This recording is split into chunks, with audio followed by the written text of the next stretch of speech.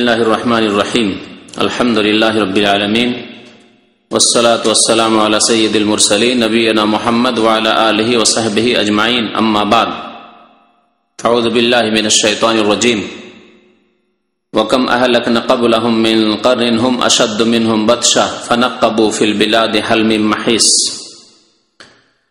यक़ूलुल मुअल्लिफ़ रहिमहुल्लाहु तआला अल मसअला अस्साबिआ अल इस्तिदलाल बिक़ौमिन ऊतू क़ुव्वन फिल अफ़हाम वल आमाल व फिल मुल्की वल माल वल जाह फरद्दल्लाहु ज़ालिका बिक़ौलिहि तआला वलक़द मक्कन्नाहुम फ़ीमा इन मक्कन्नाकुम फ़ीह व क़ौलिहि व कानू मिन क़ब्लु यस्तफ़्तिहूना अलल्लज़ीना कफ़रू फलम्मा जाअहुम मा अरफ़ू कफ़रू बिहि व क़ौलिहि यारिफ़ूनहु कमा यारिफ़ूना अब्नाअहुम।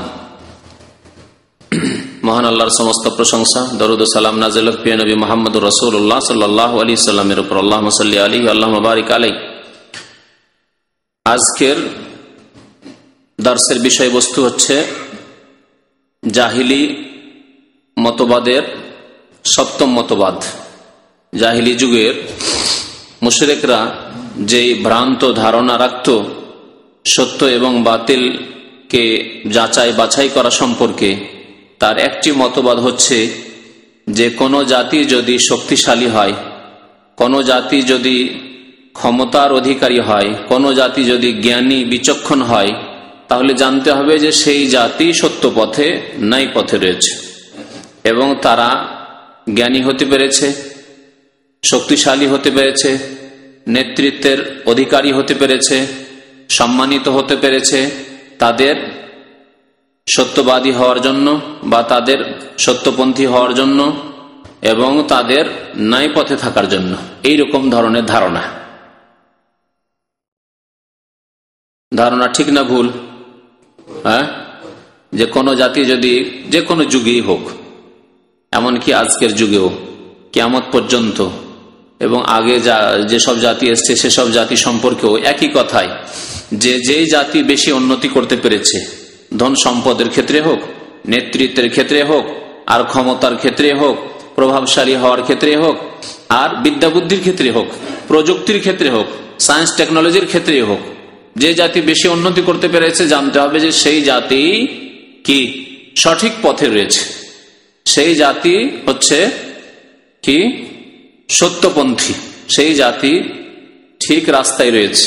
এইরকম ধারণা, এটি ছিল কোন যুগের ধারণা? জাহিলি যুগের মুশরিকদের। এর মানে এই না যে শুধু জাহিলি যুগের মুশরিকরা এই ধারণা রাখতো, আজকেও বহু মানুষ রয়েছে, কাফের মুশরিক বিধর্মী রয়েছেই, কিন্তু বহু মুসলিম রয়েছে, জন্মগত মুসলিম, তারা এইরকমই ধারণা করে যে আজকালকার যুগে আমেরিকাকে দেখছি সবচেয়ে বেশি উন্নত দেশ, ইউরোপ উন্নত, পশ্চিমারা বেশি উন্নত। তাহলে বোঝা যাচ্ছে তাদের সংস্কৃতি, তাদের সভ্যতা এবং তাদের বিদ্যা বুদ্ধি এবং তারা যে পথের ওপর রয়েছে সেটি হচ্ছে ভালো পথ। তাদের চলাফেরা ঠিক, তাদের আচার আচরণ ঠিক, তাদের লেবাস পোশাক ঠিক, সব ঠিক, কারণ তারা উন্নত, এমনি উন্নতি হতে পারেনি। এইরকম ধরনের ধারণা শুধু কাফির বিধর্মী রাখে না, বহু মুসলিম রাখে যাদের কাছে দিন ইসলাম সম্পর্কে সত্য জ্ঞান নেই। আমেরিকানরা উন্নত কেন?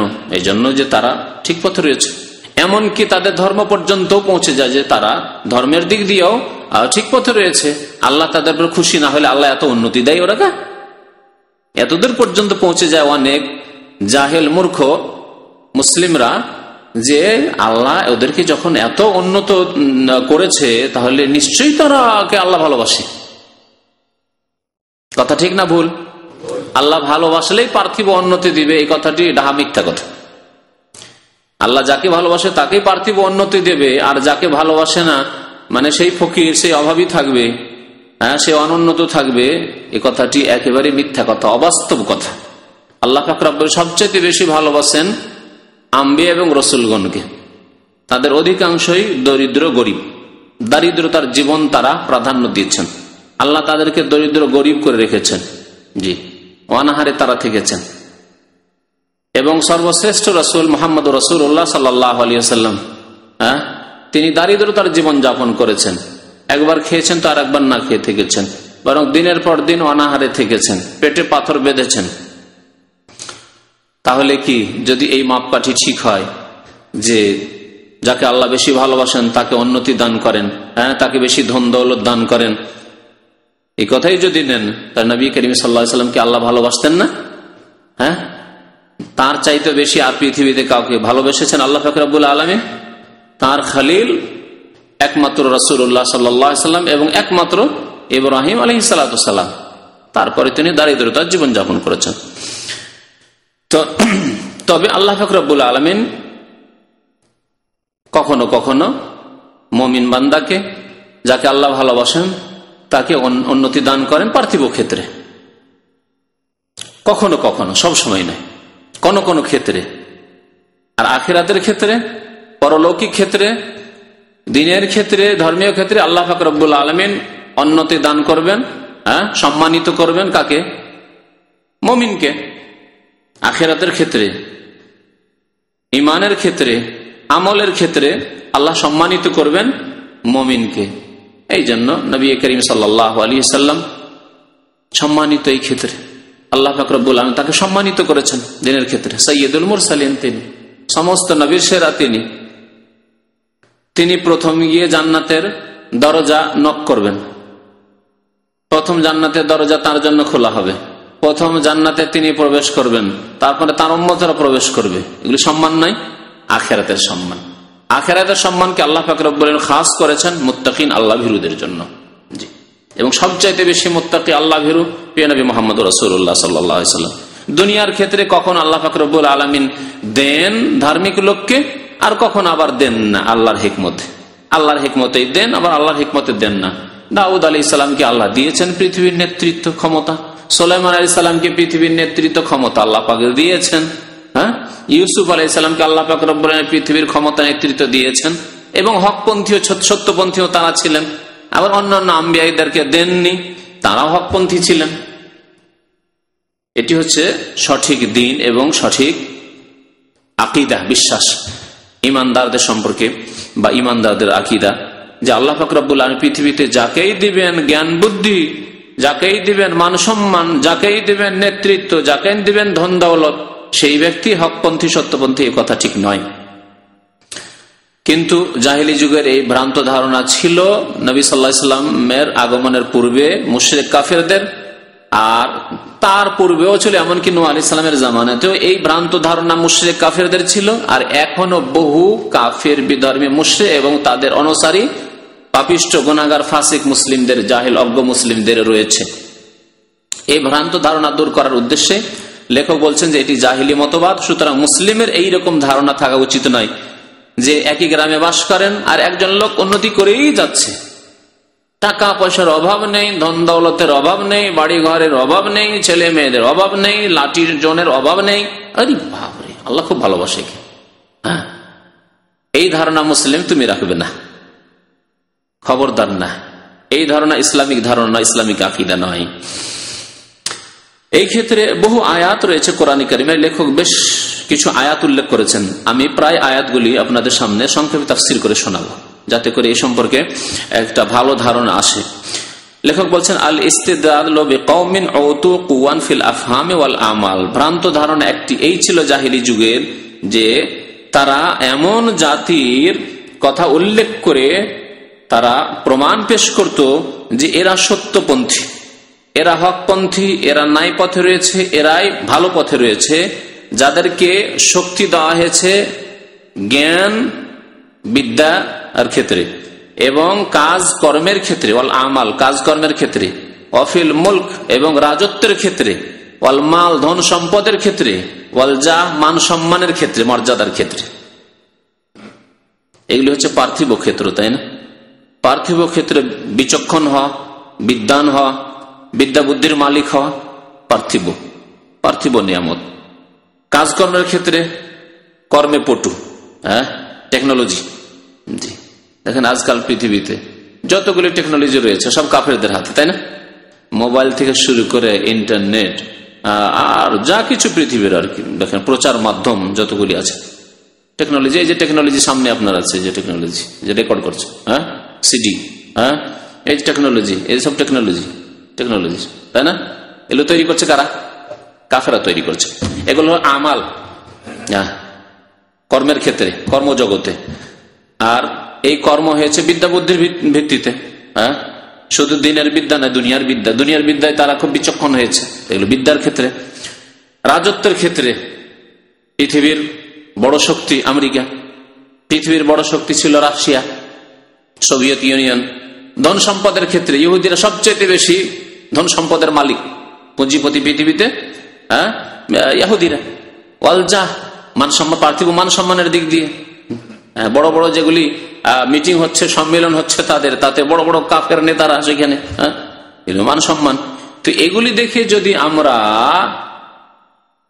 এই নির্ণয় করতে চাই যে এরা হচ্ছে কি ঠিক পথে, পার্থিব ক্ষেত্রে জ্ঞানী, সেটা অস্বীকার করার কিছু নেই, কিন্তু এরাই হচ্ছে ঠিক পথে, এদের সভ্যতাই এদেরকে এত উন্নত করেছে, হ্যাঁ, এদের কালচার এত এভাবে উন্নত করেছে, সেজন্য তারা ন্যাংটা হয়ে থাকে, আপনি ন্যাংটা হয়ে থাকবেন।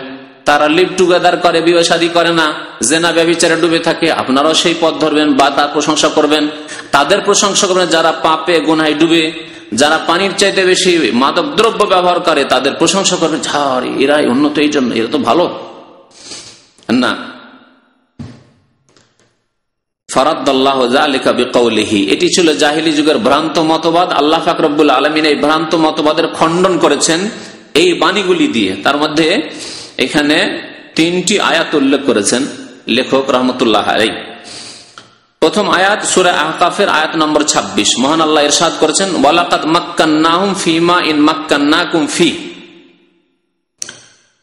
নিশ্চয় আমি তাদেরকে শক্তিশালী করেছি, নিশ্চয় আমি তাদেরকে শক্তিশালী করেছি, ফীমা এমন এমন ক্ষেত্রে যেই ক্ষেত্রে তোমাদেরকে এত শক্তি দান করিনি, ফীমা ইন মাক্কান্নাকুম ফী, যেই ক্ষেত্রে তোমাদেরকে এত ক্ষমতা দান করিনি।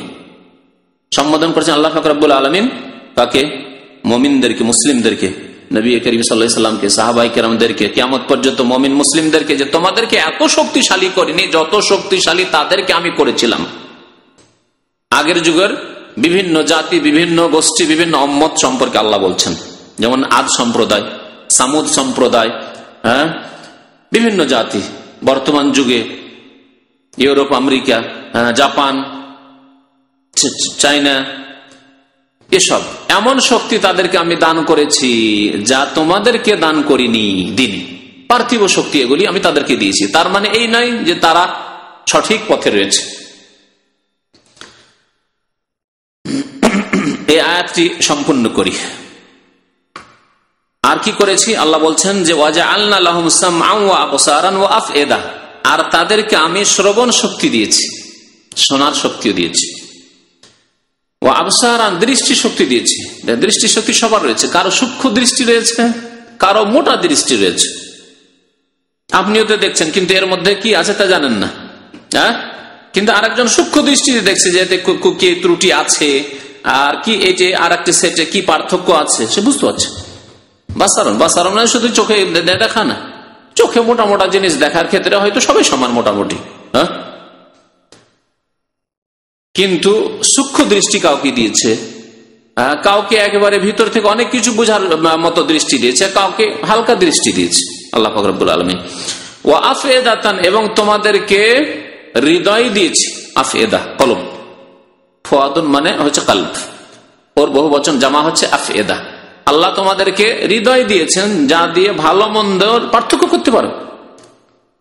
তো পার্থিব ক্ষেত্রে অনেক কিছু তাদেরকে দিয়েছি, কিন্তু তাদের এই সব শক্তি, ক্ষমতা, বিবেক, বুদ্ধি, শ্রবণ শক্তি, দৃষ্টি শক্তি আর তাদের হৃদয় কোন কাজে এসেছিল? ফামা আগনা আনহুম সামউহুম ওয়ালা আবসারুহুম ওয়ালা আফইদাতুহুম, তাদের কোনো কাজে আসেনি তাদের শ্রবণ শক্তি, ওয়ালা আবসারুহুম, তাদের দৃষ্টি শক্তি কোনো কাজে আসেনি, ওয়ালা আফইদাতুহুম, আর তাদের হৃদয় অন্তর কোনো কাজে আসেনি। তাদেরকে সৎ পথ দেখাতে পারেনি, আল্লাহর প্রতি বিশ্বাস তারা করতে পারেনি, পরকালের প্রতি তারা বিশ্বাস করেনি, বেঈমান হয়ে কাফের মুশরিক বিধর্মী হয়ে মারা গেছে। সুতরাং তারা জাহান্নামের ইন্ধন হবে। আল্লাহ পাক রব্বুল আলামিন কথা বলেছেন। তাহলে পার্থিব উন্নতি করায় মানে উন্নতি নয়। আল্লাহ পাক রব্বুল আলামিন কখনো কখনো আল্লাহর শত্রুদেরকে, কাফের জালেমকেও পৃথিবীর বিভিন্ন ক্ষমতা দিয়ে থাকেন। এই ছিল একটি আয়াত। আর একটি আয়াত হচ্ছে সূরা বাকারার আয়াত নম্বর 89। এই আয়াতে বিদ্যা বুদ্ধি সম্পর্কে বলা হয়েছে যে কখনো কখনো আল্লাহ পাক রব্বুল আলামিন তার শত্রুদেরকে, কাফেরদেরকে, তাকে যারা অস্বীকার করেছে, জেনে শুনে পর্যন্ত অস্বীকার করেছে, অনেকে না জেনে অস্বীকার করে আর অনেকে জেনে শুনে অস্বীকার করেছে আল্লাহকে, আল্লাহ রসুলকে, আল্লাহর দিনকে, আল্লাহর কিতাব কোরআনে কারীমকে, তাদেরকেও আল্লাহ পাক রব্বুল আলামিন পৃথিবীতে অনেক বিদ্যা বুদ্ধি দিয়েছেন, অনেক বিদ্যা বুদ্ধি দিয়েছেন। আর বিদ্যা বুদ্ধি দেওয়ার মানে এই নয় যে তারা সত্যপন্থী বা তারা আল্লাহর প্রিয় বা তাদেরকে আল্লাহ মুক্তি দেবেন না। এই ক্ষেত্রে এমন একটা আয়াত উল্লেখ করা হয়েছে যে আয়াতের প্রেক্ষাপট আছে। তা হচ্ছে যে মদিনায় মুশরিকেরাও বাস করতো, আওস এবং খাজরাজ, এরা পৌত্তলিক মুশরিক ছিল। পরে যারা মুসলমান হয়ে আনসারি হয়েছিলেন, যাদেরকে আনসার বলা হয়।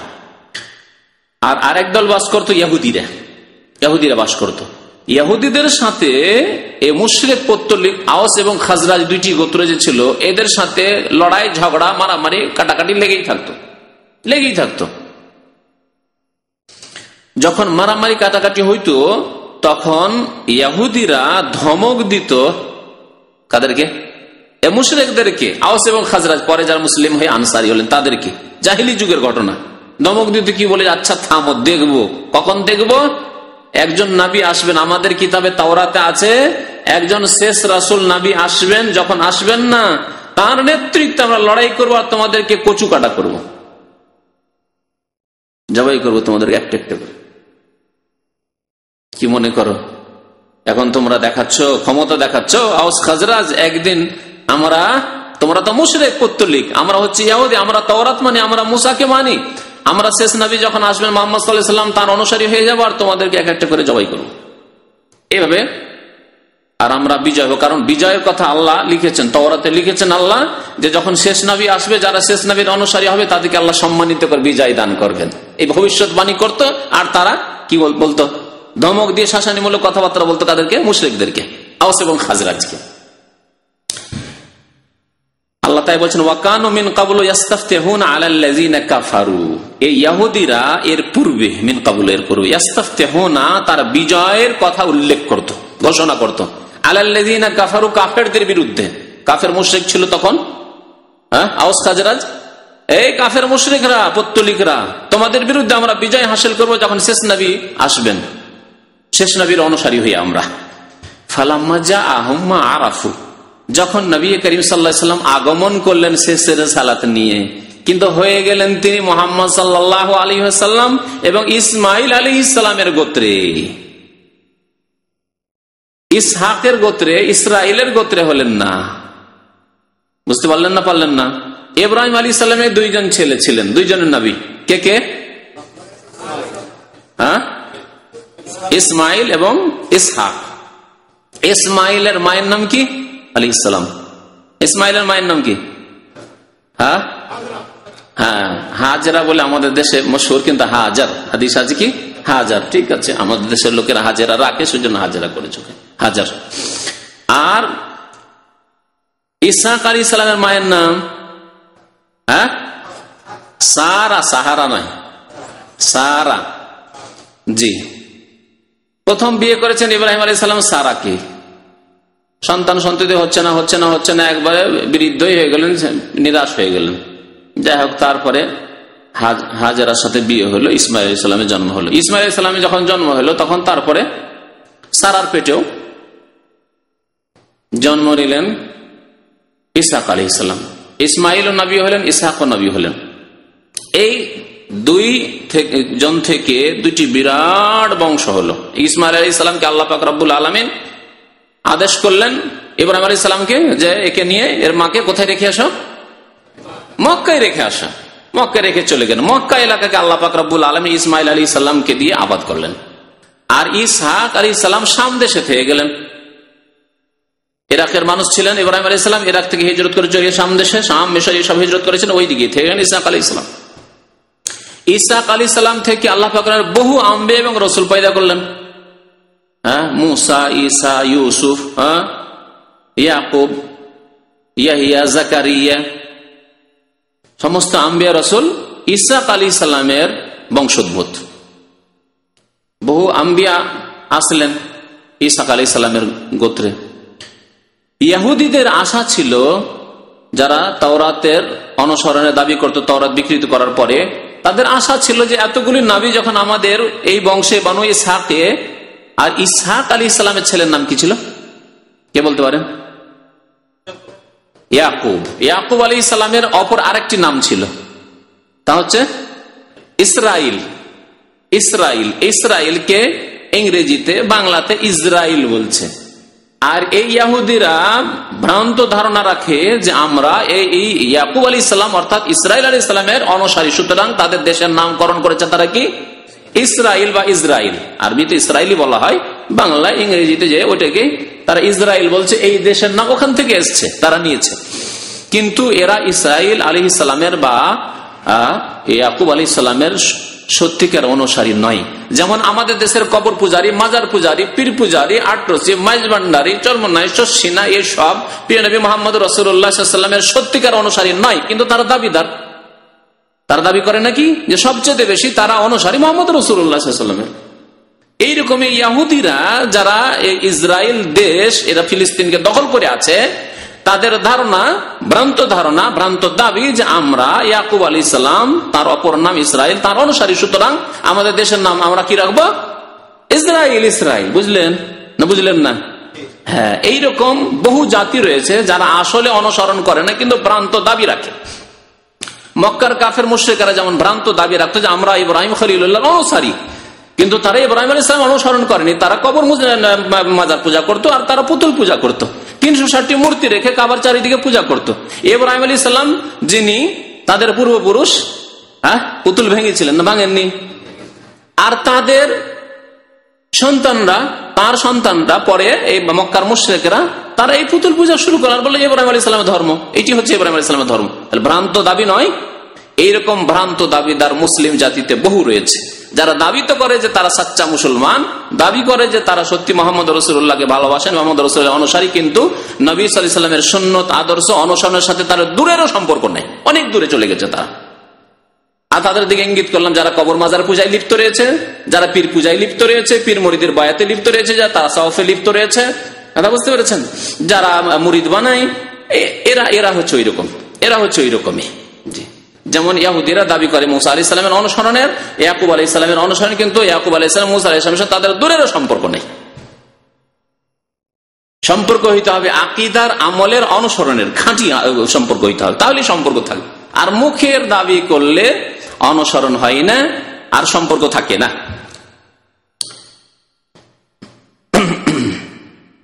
তো তারা এইরকম ভাবে ধমক দিত মদিনার মুশরিকদেরকে, আওস এবং খাজরাজকে। ফালাম্মা জাআ নবী সাল্লাল্লাহু আলাইহি ওয়াসাল্লাম, যখন আগমন ঘটলো, কিন্তু আল্লাহ পাক রব্বুল আলামিন এর ফয়সালা, আল্লাহর ভাগ বন্টন, এই ভাগ বন্টনে তো কারো অধিকার নেই। আছে কি যে আমরা নিজের বংশে নিয়ে নেবো? এইরকম ভাগ বন্টনে কারো অধিকার থাকলে ভারতীয়রা ভারতীয় নবী নিত, যে আমরা আরবে কেন আসতে, আমরা ভারতে নেবো। হ্যাঁ, বাঙালিরা বলতে আমরা বাঙালি নবী নেবো, আমরা ওইখানকার নবী নেবো কেন? সামদেশের লোকের বলতে আমরা সামদেশের নবী, ইউরোপিয়ানরা বলতে আমরা ইউরোপীয় নবী নেবো, আফ্রিকানরা বলতে আমরা কালো মানুষ কালো নবী নেবো। মানুষের ওপর আল্লাহ পাক রব্বুল আলামিন ছেড়ে দেননি, আল্লাহর ফয়সালা। আল্লাহ পাক রব্বুল আলামিন শেষ নবী মুহাম্মদ রাসূলুল্লাহ সাল্লাল্লাহু আলাইহি সাল্লামকে পাঠালেন বানু ইসমাইলে, ইসমাইল বংশ। তখন হয়ে গেল পেটে হিংসা, হিংসা জন্মে গেল কাদের? ইহুদিদের। জি, কি হলো? এ কেমন কথা হলো?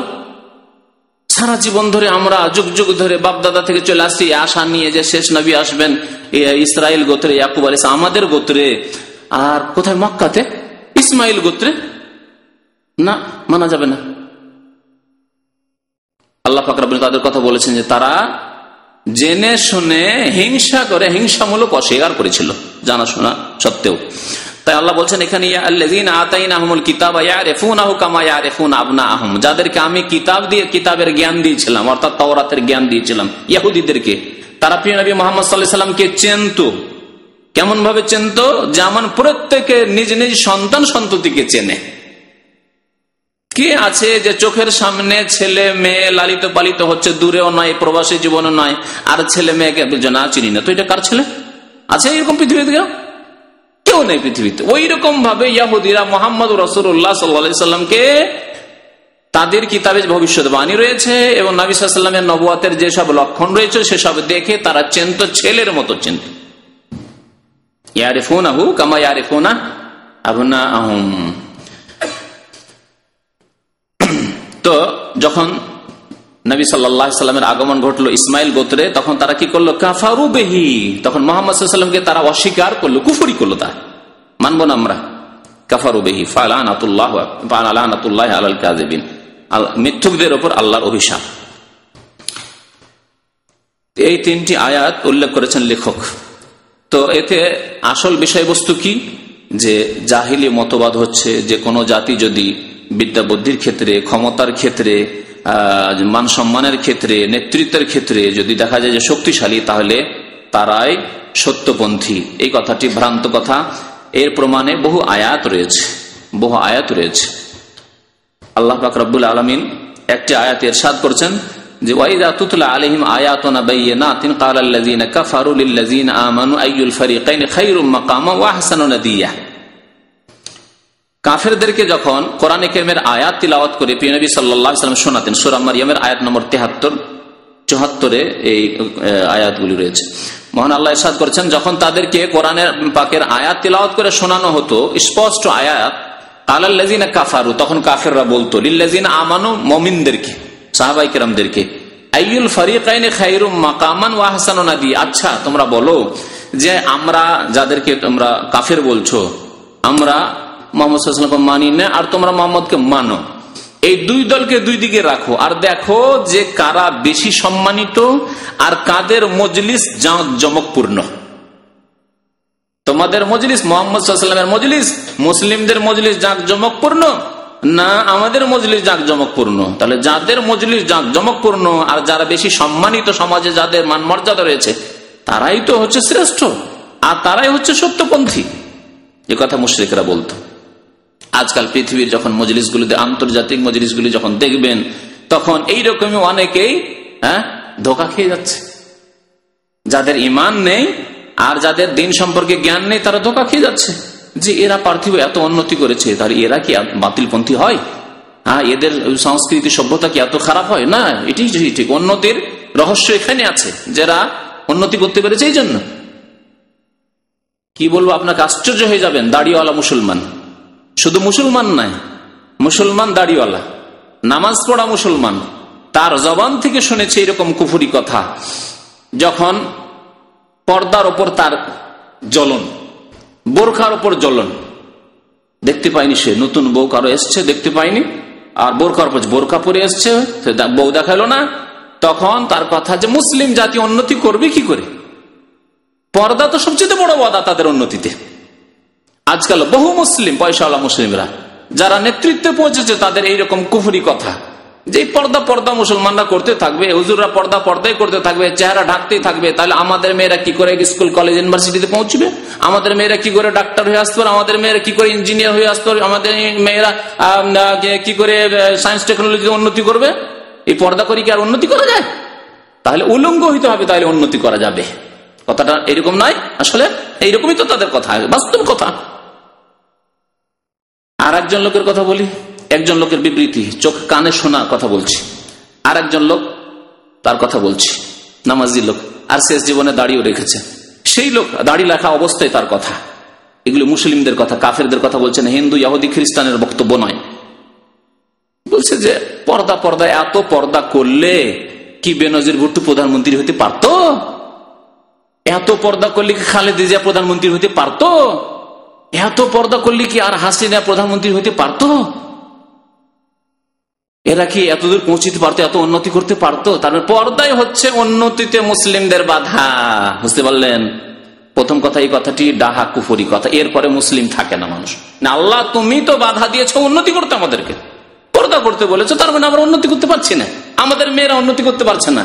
আর মানুষ সমাজ তৈরি নারী পুরুষ নিয়ে, দুটি নিয়ে। যদি একদিক যদি ব্যালেন্সলেস হয়ে যায়, যদি মেয়েরা উন্নতি না করে, তো আমরা একে উন্নতি করে কত আর উন্নতি করবো? আর ইহুদি খ্রিস্টানরা পশ্চিমারা এই জন্য উন্নতি করতে পারছে, সমান সমান দৌড় দিচ্ছে, নারী পুরুষ একসাথে দৌড় দিচ্ছে, আর ডবল ডবল কাজ হচ্ছে, উন্নতি করছে সাইজ টেকনোলজিতে। এইরকম যদি পার্থিব উন্নতির ব্যাখ্যা করা হয়, তাহলে প্রথম কথা এটি কুফরি। সেই ব্যক্তি কাফের, বিধর্মী, মুরতাদ হয়ে যা, মুসলিম থাকে না। আর তারপরে এটি হচ্ছে জাহিলি মতবাদ। জাহিলি মতবাদ যে যারাই উন্নত পৃথিবীতে, তারাই হচ্ছে সত্য পথে এবং তাদের সংস্কৃতি সভ্যতাই হচ্ছে গ্রহণযোগ্য। লা হাওলা ওয়ালা কুওয়াতা ইল্লা বিল্লাহ। তো আল্লাহ পাক রব্বুল বলছেন যে তাদেরকে যখন কোরআনের কথা শোনানো হতো, তখন কাফেররা বলতো মুমিনদেরকে যে আইয়ুল ফারিকাইনি খায়রুন মাকামান, দুই দলের মধ্যে দেখো তো কোন দল মর্যাদার দিক দিয়ে শ্রেষ্ঠ। তোমরা বেশি শ্রেষ্ঠ হয়েছে সমাজে, মক্কার সমাজে, না আমরা বেশি শ্রেষ্ঠ? ওয়াহসানু নাদিয়া, নাদিয়া মানে মজলিস, অনুষ্ঠান। আর কাদের মজলিস, কাদের অনুষ্ঠান হচ্ছে জাঁকজমকপূর্ণ। দেখো আমাদের মজলিস অনুষ্ঠান দেখো, তোমাদের মজলিস দেখো। এখন যদি আপনাকে তুলনা করে বলি, এই একটি মজলিস, তাই না, অনুষ্ঠান, একটি ইসলামিক অনুষ্ঠান, মুসলিমদের অনুষ্ঠান, একটা খ্রিস্টানদের অনুষ্ঠান, কোন গির্জার অনুষ্ঠান। প্রচার মাধ্যমে আপনার এই অনুষ্ঠান দেখানো হচ্ছে না, প্রচার মাধ্যমে কি দেখানো হচ্ছে? গির্জার অনুষ্ঠান দেখানো হচ্ছে। কোথায় আপনার ওই মন্দিরের অনুষ্ঠান দেখানো হচ্ছে, কোথায় আপনার ওই বাতিল অনুষ্ঠান দেখানো, রাজনৈতিক অনুষ্ঠান দেখানো হচ্ছে। ওইসব যখন টিভিতে দেখছি, তো এইসব কি, কোথায় কি হচ্ছে এখানে ইসলামিক সেন্টারে, কি এগুলো, কোনো খবর নাই এগুলো সম্পর্কে। কোথায় প্রচার মাধ্যমে কোনোদিন এসছে নাকি? আর দেখো তো এদের, বাপরে বাপ, কি হাই ফাই ব্যাপার সবার, কি ওদের বসার ব্যবস্থা, আর কি ওদের চেয়ার টেবিল, আর কি ওদের আসন, হ্যাঁ, কি ওদের পরিবেশন। ধোঁকা খেয়ে যাচ্ছে।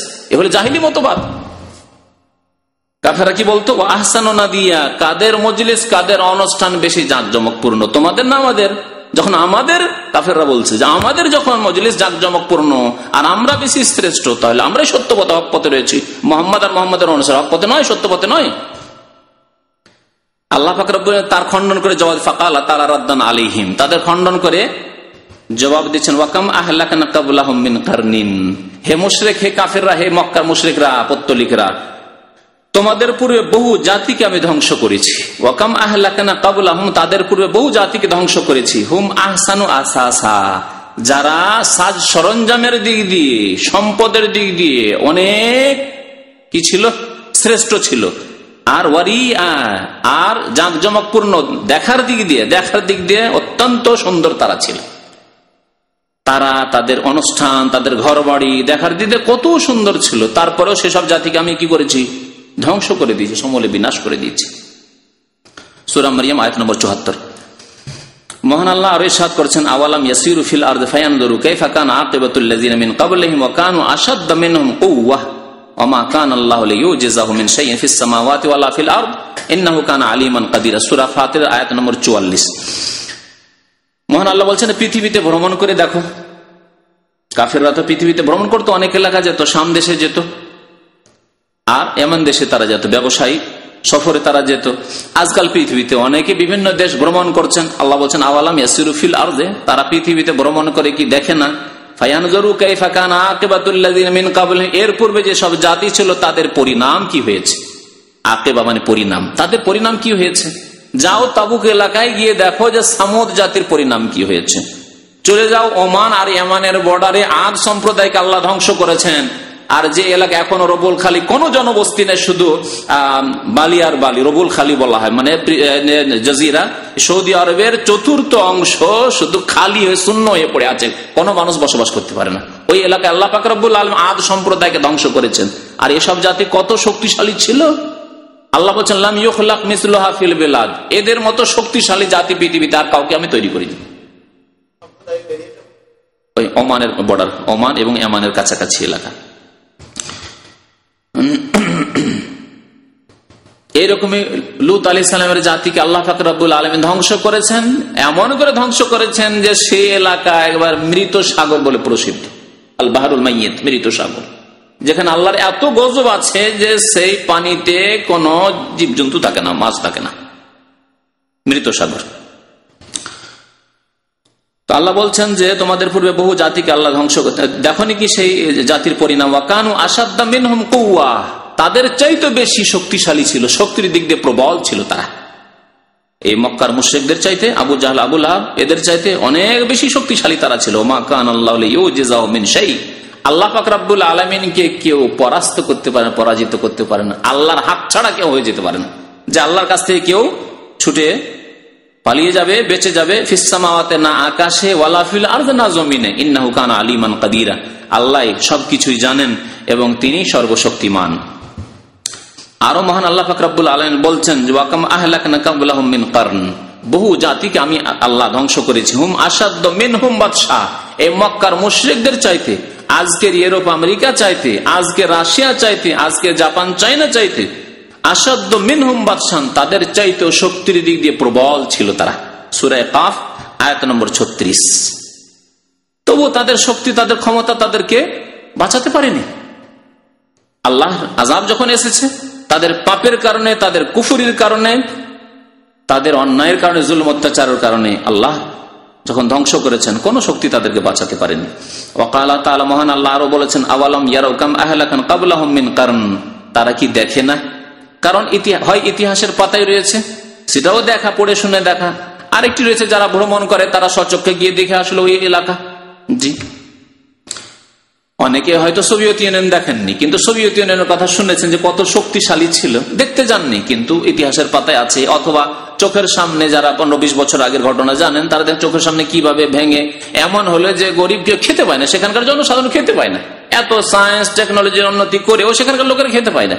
তারপরে শেষ পরিণাম যে আল্লাহর আযাব গজব আসবে, তারপরে কিয়ামত আখিরাতে যে কি হবে তত পরেরই কথা। পৃথিবীতে এই দেখেন 70 বছর মধ্যে তাদের কেমন অধঃপতন আসলে। জি, মোগলদের সাম্রাজ্যের কথা নেন, ভারতে কত শক্তিশালী ছিল। এইরকম বহু জাতিকে আল্লাহ বলছেন, তাই বলছেন আওয়ালাম ইয়ারাউ কাম আহলাকনা মিন ক্বাবলিহিম মিন কারন, তারা কি দেখে না? হয় চোখে দেখা, অথবা অন্তর্দৃষ্টি দিয়ে দেখা, ইতিহাসের পাতায় দেখা, পড়ে শুনে দেখা, শুনে দেখা, এসব দেখা। মিন কারন, বহু জাতিকে আমি ধ্বংস করেছি কিভাবে? মাক্কান্নাহুম ফিল আরদ, তারা দুর্বল ছিল না যে দুর্বল হওয়ার কারণে না খেয়ে অনাহারে মারা গেছে। মাক্কান্নাহুম ফিল আরদ, পৃথিবীতে তাদেরকে অত্যন্ত শক্তিশালী করেছিলাম। আল্লাহ বলছেন মা লাম নুমাক্কিন লাকুম, এমন শক্তিশালী করেছিলাম যে তোমাদেরকে এত শক্তিশালী করি নাই, এত শক্তিশালী তোমাদেরকে করি নাই। মক্কাবাসীকে আল্লাহ সম্বোধন করছেন, মদিনার লোককে আল্লাহ সম্বোধন করছেন, সাহাবায়ে কেরামদেরকে আল্লাহ পাক সম্বোধন করছেন, মুমিন মুসলিমদেরকে আল্লাহ সম্বোধন করছেন, এত শক্তি তোমাদেরকে দেই নাই যত শক্তি তাদেরকে আমি দিয়েছিলাম। ওয়া আরসালনাস সামা আলাইহিম মিদরারা, এবং তাদের ওপর মুষলধারে বৃষ্টি পাত করেছিলাম, বৃষ্টি দিয়ে তাদেরকে সচ্ছল করেছিলাম। কারণ বৃষ্টি হলে দেশ সচ্ছল হবে, ফসল যখন হবে, ফল ফ্রুট হবে, তখন তো দেশ সচ্ছল হবে। ওয়াজআলনা আনহারা তাজরি মিন তাহতিহিম, এবং বহু ঝর্ণা প্রবাহিত ছিল তাদের নিম্ন দেশে। তাদের দেশে অনেক নদী নালা ছিল, ঝর্ণা প্রবাহিত ছিল, পানির অভাব ছিল না। পানির অভাবেও দেশে দুর্ভিক্ষ দেখা যায়, পানির কোনো অভাব ছিল না। ওপর থেকেও পানির অভাব ছিল না, আর জমিনেও পানির কোনো অভাব ছিল না। আল্লাহর নিয়ামত। সবচাইতে বেশি এই বাংলায়, অখণ্ড বাংলায় সবচেয়ে বেশি জনবস্তি কেন? এত ঘন জনবস্তি কেন? কোনদিন চিন্তা করেছেন? পানির অভাব ছিল না। প্রাচীন যুগে তো সায়েন্স আর টেকনোলজির এত উন্নতি ছিল না, আর চাকরির এত ব্যবস্থা ছিল না যে চাকরি করে খাবো। জমি জায়গায় থাকার না থাকে, একটা ভাড়া বাড়িতে থাকছি আর চাকরি করে খুব সুখে খাচ্ছি। বাড়ি ঘর থাকার না থাকে, ভাড়া বাড়িতে আছি, একটা ব্যবসা করে উন্নতি করছি। এত এইসব ছিল না। ছিল কি? হ্যাঁ, কৃষিকাজ ছিল। আর সবচেয়ে বেশি সোনার ফসল হতো এই বাংলায়। সারা পৃথিবী থেকে লোক দৌড় দিয়ে ছুটে আসলো যে যাই বাংলায় যায়। ঘন জনবস্তি এই জন্য, এখানে ঘন জনবস্তি এই জন্য যে এখানে ফসল হয় কেন? যে এখানে বৃষ্টিও খুব বেশি হয়, আর নদী নালারও অভাব নেই। যেখানে সেখানে নদী আর নদী, নদী আর নদী, ঝর্ণা প্রবাহিত। আল্লাহ বলছেন এই নিয়ামতগুলি আমি তাদেরকে দান করেছিলাম। ফাআহলাকনাহুম বিযুনুবিহিম, কিন্তু তাদের গুনহার কারণে কি করেছি? তাদেরকে আমি ধ্বংস করে দিয়েছি। তাহলে ধ্বংসের কারণ হচ্ছে গুনাহ, মানুষের পাপ। ধ্বংসের কারণ হচ্ছে মানুষের পাপ। পাপ যখন বেড়ে যায়, যে কোনো জাতিকে আল্লাহ কিছুদিন অবসর দেন, তারপরে ধ্বংস করে দেন। অবসর দেন, সাথে সাথে আল্লাহ ধরেন না। এই আয়াতগুলিও পরে আসছে। ওয়া আনশা'না মিন বাদিহিম কারণ আখারিন, আর তাদের পরে অন্য অন্য বহু জাতিকে আমি সৃষ্টি করলাম। এক জাতিকে ধ্বংস করে দিলাম, আর এক জাতিকে সৃষ্টি করলাম, আর এক জাতিকে নেতৃত্ব দিলাম, আর এক জাতিকে নিয়ে আসলাম। আল্লাহ পাক রব্বুল আলামিনের নীতিমালা হচ্ছে এই, যে কোন জালেম জাতিকে আল্লাহ ধ্বংস করার পরে আরেক জাতিকে নিয়েছেন। আরেক জাতি জুলম অত্যাচার করেছে, তারা যখন সীমা লঙ্ঘন করেছে, আল্লাহ তাদেরকে ধ্বংস করে আরেক জাতিকে আল্লাহ পাক নিয়ে এসেছেন।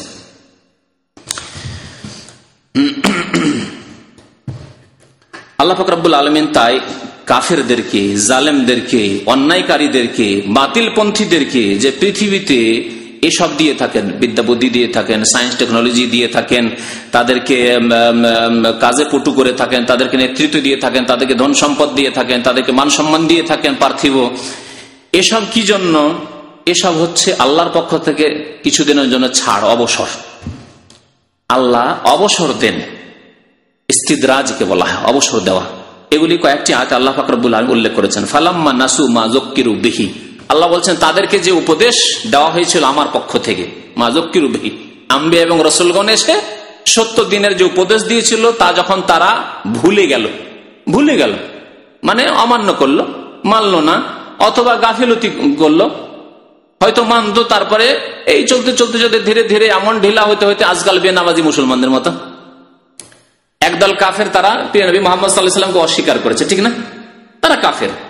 আর যারা মুসলিম তারা অস্বীকার তো করেছে, কিন্তু সাহাবায়ে কেরাম, তাবেঈন, তাবা তাবেঈন, আগের যুগের মুসলিমদের সন্তানরা বেনামাজি হইতো না। ধীরে ধীরে এরা তো জাতিতে মুসলমান, যেমন আমরা আজকালকার মুসলমান, জাতিতে তো মুসলমান, বাবা ছিল নামাজি, ছেলে নামাজি নয়, মা ছিল পর্দানাসীন, মেয়ে পর্দানাসীন, বিহায়া বেপর্দা পর্দানাসীন নয়। এইভাবে ধীরে ধীরে নাসু মা যুক্কিরু বিহি, যে উপদেশ তাদেরকে দেওয়া হয়েছিল কোরআনে কারিমে, নবী সাল্লাল্লাহু আলাইহি ওয়াসাল্লামের মাধ্যমে, সাহাবায়ে কেরামদের মাধ্যমে, আইম্মায়ে কেরামদের মাধ্যমে, উলামায়ে কেরামদের মাধ্যমে, নাসু, তা ভুলে গেল। তারা ভুলে গেল, তখন আল্লাহ কি করলেন? আল্লাহ সাথে সাথে আবার শাস্তি দেন না, নতুন কথা শুনবেন। হয়তো এরকম কথা শোনার অপেক্ষা করছেন আপনারা, যে যখন তারা ভুলে গেল তখন আল্লাহ কি করলেন? শাস্তি দিলেন না। আল্লাহ বলছেন ফাতাহনা আলাইহিম আবওয়াবা কুল্লি শাই, তখন সমস্ত কিছুর দরজা সমূহ আমি কি করলাম? উন্মুক্ত করে দিলাম, খুলে দিলাম। যখন বাবা ছিল নামাজি, ছেলে বেনামাজি, মা ছিল পর্দানাসীন, মেয়েরা কলেজ ইউনিভার্সিটি ধরে পর্দা করলে উন্নতি করা যায় নাকি? এই করি তো আমার মা নিরক্ষর থেকে গেছে, একটা লেখাপড়া জানতো না, টাকা টিপসই দিত হইতো, হ্যাঁ, পর্দা করা যাবে না। এইসব যখন করতে লাগলো তখন আল্লাহর আযাব আসে না। প্রথম কি আছে? ফাতাহনা আলাইহিম আবওয়াবা কুল্লি শাই, আল্লাহ তখন দরজা খুলে দেন। দরজা খুলে দেন চাকরির। মা একবার নিরক্ষর, কিছুই পড়াশোনা জানতো, টিপসই দিত, হ্যাঁ, পাসপোর্ট করতে গিয়ে টিপসই দিতে হচ্ছে। আর মেয়ে গিয়ে এমপি হয়ে বসে গেছে, একবারে পার্লামেন্টে পৌঁছে গেছে, আর মেয়ে ভালো অফিসার হয়ে গেছে। হ্যাঁ, বাবা ছিল অশিক্ষিত চাষি, আর ছেলে একবারে সচিবালয়ে পৌঁছে গেছে। আর কত কি হয়ে গেছে, বিদেশ চলে গেছে, আর ইউরোপ আমেরিকা চলে গেছে, গ্রিন কার্ড পেয়ে গেছে। আরে বাপরে বাপ, আমার বাবা এক অক্ষর পড়াশোনা জানতো না, আর আমি এখন আমেরিকান বাঙালি এখন আমি এখন কানাডিয়ান বাঙালি, ঠিক না? ফাতাহনা আলাইহিম আবওয়াবা কুল্লি শাই, প্রত্যেক জিনিসের দরজা। যখন বিদেশে যেতে চাইলো, গ্রিন কার্ড চাইলো, আমেরিকা যেতে চাইলো, নাগরিকত্ব চাইলো, দরজা খুলে দিলাম। টাকা পয়সা চাইলো, দরজা খুলে দিলাম। চাকরি চাইলো, দরজা খুলে দিলাম। গালফে আসতে চাইলো, দরজা খুলে দিলাম। ফাতাহনা আলাইহিম আবওয়াবা কুল্লি শাই, আল্লাহ বলছেন প্রত্যেক জিনিসের দরজা আমি খুলে দিলাম। কত নিবেন নাও। তাহলে সাথে সাথে আল্লাহর আযাব আসে না, আযাব সাথে সাথে আসে না। হাত্তা ইজা, কি হইল? হাত্তা ইজা ফারিহু বিমা উতু, এমন অঢেল নিয়ামত তাকে দিলাম, এত সুখ স্বাচ্ছন্দ্য দিলাম, এসব অত্যন্ত আনন্দ এবং উল্লাসে, ফারেহু, খুশির শেষ নেই। উফ, আলহামদুলিল্লাহ, খড়ের ঘরে আমার বাবা থাকতো। আমাদের অনেকে এরকম আছে, খড়ের ঘরে থাকতো, আর আজকে এসির ঘরে বাস করছেন, নামাজ পড়েন না, এই পেয়ে খুশির শেষ নাই। বাপরে বাপ, কি হইলাম, কি ছিলাম আর কি হইলাম রে। আমার বাবার খড়ের ঘর ছিল না, একটা ঘর ছিল, অতি আমরা বাবা মার সাথে একসাথে থাকতাম। আরে একটা রান্নাঘর ছিল না, বারান্দাতে আমার মা রান্না করতো, রোদ্রে রান্না করতো, উঠানে আঙিনায়। আর আমি আজকে এসির ঘরে থাকি, আমার বিবি এসির ঘরে রান্না করে। ইদা ফারিহু বিমা উতু, এসব পেয়ে খুশির শেষ নেই, আনন্দ আর উল্লাসের শেষ নেই। আল্লাহু আকবার, বাস্তব কথা আল্লাহ পাক রব্বুল আলামিন, বাস্তব নয়। আল্লাহ বলছেন এরপরে আমি ধরি, কিন্তু আখাযনাহুম বাগতাহ, তখন আমি হঠাৎ করে ধরে ফেলি, হঠাৎ করে আমি পকড়াও করি। আল্লাহর আযাব আসে যখন হঠাৎ করে আযাব আসে। এসির ঘরে বিবি রান্না করছিল, আর এ মিয়া ঘুমিয়েছিল, আর হঠাৎ করে ভূমিকম্প, আর সব ধসে ধ্বংস। হঠাৎ করে সুনামি, ফায়জা হুম মুবলিসুন, তখন নিরাশ হয়ে পড়ে। স্ত্রী বলছে হায় হায়, কি হলো কি হলো কি হলো। ফায়জা হুম নিরাশ, আর খাবারও আশা নেই, আর বাস করারও আশা নেই, আর ছেলে মেয়েরও আশা নেই, আর বাড়ি ঘরে কোনো আশা নেই। ফায়জা হুম মুবলিসুন, তখন নিরাশ হয়ে পড়ে, আর উপায় নাস্তি, কোনো উপায় নেই। তখন ধ্বংসে পতিত হয়। দেখলে কত সুন্দর আয়াত, আয়াত সূরা আনআমের আয়াত নম্বর 44-45। আল্লাহ বলছেন যে এইভাবে আমি ধ্বংস করি কোন জাতিকে তাড়াতাড়ি না, অবসর দিয়ে থাকি, সংশোধনের অবসর। আর দেখা যাক কতদূর বাড়তে পারিস, তুই বাড়, কতদূর যেতে পারিস, কতদূর অন্যায় করতে পারিস, কর দেখি। ফাকতি আদাবিরুল কওমিল্লাযিনা যালামু, তারপরে আল্লাহ কি করেন, এইভাবে জালেমদের শিকড়কে কেটে দেন। কতিয়া মানে কেটে দেওয়া, দাবের মানে শিকড়, আল্লাযিনা যালামু জালেমদের শিকড়কে আল্লাহ কেটে দেন। বড় বড় জালেম দেখছেন। আর বেশি দূরের ইতিহাসে না গিয়ে যদি 50 বছরের ইতিহাসের স্বাধীনতা 1947 পরের ইতিহাসে দেখেন, বড় বড় জালেমরা এসছে, আল্লাহ তাদের শেকড়কে কেটে দিয়েছে। হ্যাঁ, যে ছিল প্রধানমন্ত্রী, রাষ্ট্রপতি, সে কেউ ফাঁসিতে চড়েছে, কাউকে ঝাঞ্ঝরা করে দিয়েছে গুলি করে, কারো আরো কিছু হয়েছে, কারো বংশই সাফ হয়ে গেছে। হ্যাঁ, ফাকতিয়া দাবিরুল কওমিল্লাযিনা যালামু, জালেম জাতির শিকড়কে আল্লাহ পাক রব্বুল আলামিন এইভাবে কেটে দেন, কেটে দেওয়া হয়। আলহামদুলিল্লাহ রাব্বিল আলামিন। আর সবকিছুর মালিক কে? আল্লাহ। সুতরাং সমস্ত প্রশংসা কার? রাষ্ট্রপতির? হ্যাঁ, ধনীর পুঁজিপতির না। আলহামদুলিল্লাহ রাব্বিল আলামিন, সমস্ত প্রশংসা সেই আল্লাহর, যিনি বিশ্বজাহানের রব। এই ইহুদিরা পুঁজিপতি, এই ইহুদিরা ফিলিস্তিনে আজকে অত জুলম অত্যাচার চালাচ্ছে। জার্মানের হিটলারের সেই ইতিহাস, ইহুদিদের সাথে কি আচরণ করেছিল, কিভাবে তাদেরকে জবাই করেছিল কেটে কেটে, সেই ইতিহাস খুব বেশি দূরের ইতিহাস নয়, ঠিক কিনা? অনেক ভাইয়ের জানা আছে। ফাকতিয়া দাবিরুল কওমিল্লাযিনা যালামু, জালেমদের আল্লাহ পাক শিকড়কে কেটে দিয়েছেন। কোন স্থান পাচ্ছিল না, কোথাও পৃথিবীতে একটি দেশ ছিল না ইহুদিদের তখন। হ্যাঁ, এখনো ছিল না, কিন্তু পশ্চিমা দেশগুলি সব এক হয়ে, হ্যাঁ, মুসলিম দেশের কলবের উপরে একটা ইহুদিদেরকে দেশ দিয়ে দেওয়া হোক, যাদেরকে মুসলিমরা এই নিয়ে ব্যতিব্যস্ত পেরেশান থাকে, আর কোন চিন্তা করার তাদের ফুরসত না হয়। ফিলিস্তিন হচ্ছে মুসলিমদের কলব, হৃদয়। এমন একটা জায়গায় ম্যাপে পৃথিবীর মানচিত্রে রয়েছে এই ফিলিস্তিন প্যালেস্টাইন, যেটা হচ্ছে মুসলিমদের অন্তর, হৃদয়, মুসলিম দেশগুলির হৃদয়, এমন একটা জায়গায় রয়েছে। সেই জায়গাটিকে পশ্চিমারা ষড়যন্ত্র করে ইহুদিদেরকে দিয়ে দিল, মুসলিমদেরকে কিয়ামত পর্যন্ত পেরেশান রাখার জন্য। কিন্তু আল্লাহ পাক রব্বুল আলামিন অবশ্যই জয়ী করবেন মুসলিমকে, কিন্তু মুসলিম হইতে হবে। মুসলিমও যদি কাফেরদের অনুসারী হয় তাহলে না, তাহলে ওই জালেমদের শেকড় কাটা হয়, ওই শেকড়ই কাটা হচ্ছে এইরকম ফাসেক পাপী মুসলিমদের।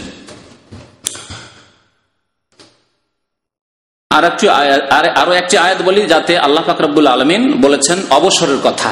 জালেম গুনাহগারদেরকে, পাপীদেরকে, বেনামাজিদেরকে আল্লাহ অবসর দেন, সময় দেন কিছুদিন। কি করছে দেখি, তামাশা দেখেন আল্লাহ পাক রব্বুল আলামিন কি করছে দেখি, কতদূর যাচ্ছে। ওয়াকালা তাআলা আরো বলছেন, ফাজারনি ওয়া মান ইউকাযযিবু বিহাযাল হাদিস। আল্লাহ পাক প্রিয় নবী সাল্লাল্লাহু আলাইহি ওয়াসাল্লামকে সম্বোধন করে বলছেন, সান্ত্বনাও দিচ্ছেন, আর বলছেন ফাজারনি, হে নবী আমাকে ছেড়ে দাও। ওয়া মান ইউকাযযিবু বিহাযাল হাদিস, আর এই বাণীকে অর্থাৎ কোরআনে কারীমকে যেই ব্যক্তি মিথ্যা প্রতিপন্ন করে, অস্বীকার করে, মিথ্যা মনে করে, তাকে ছেড়ে দাও, তুমি তাদের জন্য ব্যতিব্যস্ত হইও না, আমি দেখে নিচ্ছি। ফাজারনি, আমাকে এদের সাথে ছেড়ে দাও, ইউকাযযিবু বিহাযাল হাদিস, যারা এই কিতাবকে, এই পবিত্র বাণীকে অস্বীকার করে, মিথ্যা মনে করে। সানাস্তাদরিজুহুম, এবং তাড়াহুড়া করিও না। সানাস্তাদরিজুহুম মিন হাইসু লা ইয়ালামুন, তাদেরকে আমি অবসর দিচ্ছি, ছাড় দিচ্ছি এমন এক সময় পর্যন্ত, যেই সময় আমি ধরবো তারা জানে না যে কখন আমি তাদেরকে ধরবো। অবসর দিচ্ছি, আল্লাহ অবসর দিচ্ছেন, নবীকে সান্ত্বনা দিচ্ছেন যে আমি ধরছি না। 1 বছর, 2 বছর, 5 বছর, 7 বছর, 13 বছর হয়ে গেল মক্কায়, অধৈর্য হইও না। সানাস্তাদরিজুহুম, তাদেরকে আমি অবসর দিচ্ছি, মিন হাইসু লা ইয়ালামুন, এমন এক সময়ের জন্য যে সময় আমি ধরবো, কিন্তু তারা জানে না যে কখন আমি তাদেরকে ধরে নেব। তারপরে আর কয় বছর লাগলো? তারপরে মাত্র 8 বছর, 10 বছর কেউ না, 8 বছর। মদিনা হিজরত করে 13 বছর মক্কায় কেটে গেল, অসহায় অবস্থায়, দুর্বলতার অবস্থায়, নির্যাতনের অবস্থায় সাহাবায়ে কেরামদের, নবী করিম সাল্লাল্লাহু আলাইহি ওয়াসাল্লামের। আর তারপরে সেখান থেকে মদিনা আসার পর মাত্র 8 বছর হয়নি, 8ম বছরে মক্কা বিজয় হয়ে যাচ্ছে। কোথায় কাফের আবু জাহাল, আবু লাহাব, আর কোথায় উতবা, সাইবা, রাবিয়া, সব শেষ। কোথায়? কেউ নেই, আর কেউ নেই, কোনো কাফের নেই। আল্লাহ বলছেন যে ছেড়ে দাও, আমি দেখে নিচ্ছি তাদেরকে। এটি শুধু এই জাতির জন্য না, প্রত্যেক জাতির জন্য, প্রত্যেক কাফের, জালেম, গুনাহগার, পাপিষ্ঠ জাতির জন্য আল্লাহ বলছেন ছেড়ে দাও। নামাজ পড়বে না, বেনামাজি হয়ে থাকবে, হটকারিতা করে, নামাজ পড়তে পারে, আরো অন্যায় কথা বলে। ফাজারনি ওয়া মান ইউকাযযিবু বিহাযাল হাদিস, ছেড়ে দাও আমাকে এই বেনামাজিদের সাথে, আমি আল্লাহ দেখে নেবো তাদের। সানাস্তাদরিজুহুম সময় দিচ্ছি, ধোকায় আছে যে অনেক টাকা বেতন। কোথায়? যদি আল্লাহ এত নারাজ আমার উপর থাকতো নামাজ না পড়ার কারণে, তাহলে আমি এত ভালো ভালো চাকরি পেতামই বা কেন, আর এত টাকা পয়সার মালিকই বা কেন হইতাম? এইরকম ধোকায় পড়ে আছে। সানাস্তাদরিজুহুম মিন হাইসু লা ইয়ালামুন ওয়া উমলি লাহুম, আমি তাদেরকে অবসর দিয়ে থাকি। উমলি, আমি তাদেরকে অবসর দিয়ে থাকি, ছাড় দিয়ে থাকি। ইন্না কাইদি মাতিন, নিশ্চয় আমার